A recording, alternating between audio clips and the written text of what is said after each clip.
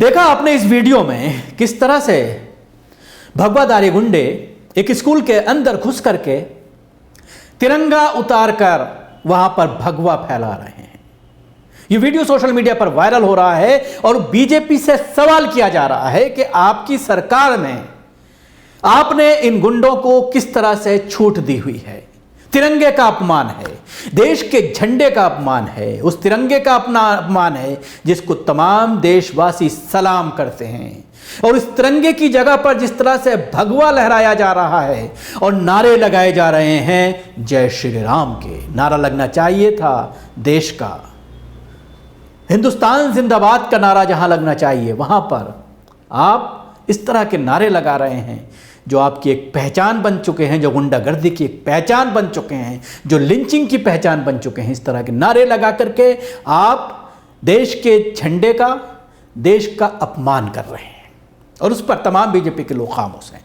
यह video viral होने के बाद सोशल मीडिया पर सवाल खड़ा हो रहा है कि आखिर बीजेपी जिसकी आइडेंटिटी आरएसएस से जानी जाती है और आरएसएस के हेडक्वार्टर पर आज़ाद होने के बाद देश के 50 साल तक तिरंगा नहीं फहरा, जब यह मामला सोशल मीडिया पर काफ़ी उठने लगा कि आखिर आरएसएस के हेडक्वार्टर पर तिरंगा क्यों नहीं फहराया जाता, तो अब 5-7 साल से तिरंगा फहराया जाने लगा है।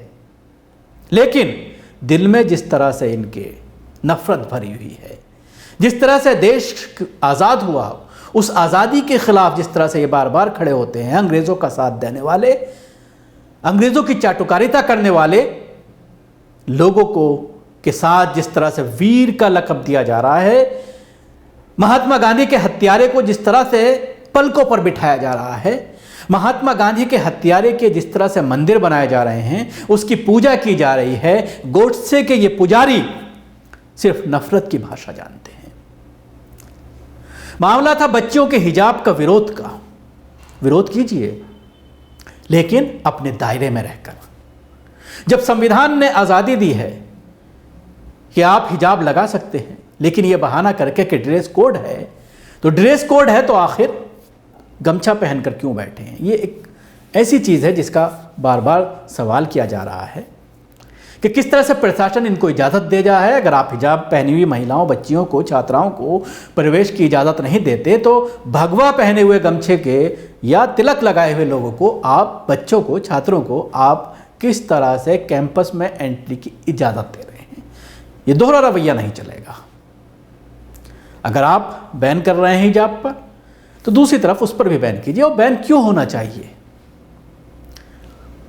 आज़ाद हुए भारत को एक अरसा हो चुका है और हम हर बार आज़ादी का जश्न मनाते हैं, अपने संविधान को लागू होने का जश्न मनाते हैं 26 जनवरी पर, और ये बात करते हैं कि दुनिया में सबसे अच्छा संविधान अगर किसी का है तो वो हमारे देश भारत का है, जिसमें हर किसी को अपने मजहबी हिसाब से इबादत करना, कपड़े पहनने की परमिशन है। जब तक कि आप किसी को नुकसान नहीं पहुंचाते तब तक आप आज़ाद हैं।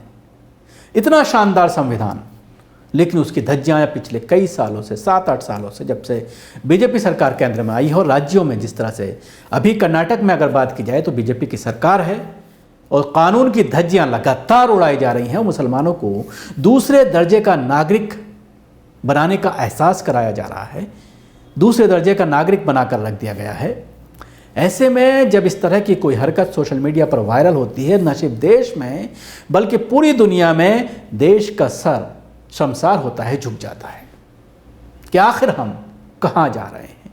बात होनी चाहिए डेवलपमेंट की, बात होनी चाहिए रोजगार की, बात होनी चाहिए हेल्थ की, हेल्थ सेक्टर में हम कितना आगे बढ़ रहे हैं। लेकिन जब प्रधानमंत्री खड़े होकर के स्पीच देते हैं तो वो बात करते हैं कि कांग्रेस अगर ना होती तो क्या होता, नेहरू ने ये किया, इंदिरा गांधी ने वो किया।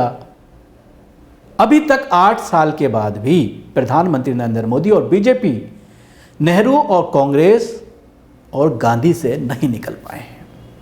लेकिन जिस तरह से उत्तर प्रदेश इलेक्शन में अब सवाल किया जा रहा है कि आप कब तक हिंदू मुस्लिम करके अपनी रोटियां सेकते रहेंगे, आपसे जवाब मांगा जा रहा है कि आपने कोरोना काल में क्या किया, देश की इकोनॉमी आपने कहां पहुंचा दी, महंगाई कहां पहुंच गई, बेरोजगारी कहां पहुंच गई, गुर्बत में देश कहाँ चला गया पूरी दुनिया में निचले पायदान पर, लोकतंत्र ख़त्म होता जा रहा है, मीडिया को आज़ादी नहीं है।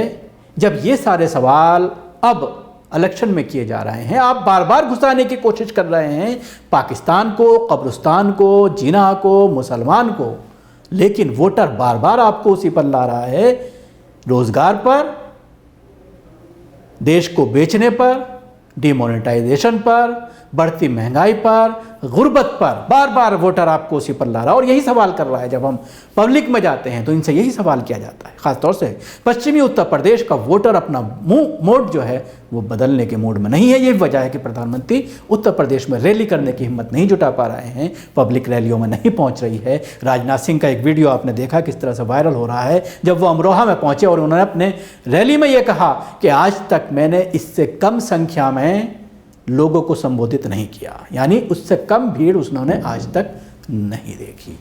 तो क्या राजनाथ सिंह इस बयान को देकर के प्रधानमंत्री नरेंद्र मोदी और योगी आदित्यनाथ के खिलाफ एक मोर्चा खोलने की बात कर रहे हैं, या उनको कहीं ना कहीं शर्मिंदगी दिखाना चाह रहे हैं? क्या आपने प्रदेश की यह हालत बता दी कि इतना विरोध है, लोग आपकी सभाओं में नहीं आ रहे हैं? लेकिन इस तरह की लगातार जो हरकतें की जा रही हैं, उससे और ज़्यादा जो देश का सुलझा हुआ नौजवान है या बुज़ुर्ग हैं, जो भी हैं, सेकुलर जहनियत के रखने वाले लोग इस तरह की चीज़ों को किसी किस्म पर बर्दाश्त करने को तैयार नहीं है, और धीरे धीरे ये लोग एक्सपोज होते चले जा रहे हैं। शुक्रिया। आपको हमारी ये कोशिश कैसी लगी ज़रूर बताएं। हमारे यूट्यूब चैनल को सब्सक्राइब करना ना भूलें, इसके साथ ही बेल आइकन जरूर दबाएं। अगर आप ये वीडियो फेसबुक पर देख रहे हैं तो पेज को लाइक करें, उसके साथ ही फॉलो भी करें। धन्यवाद।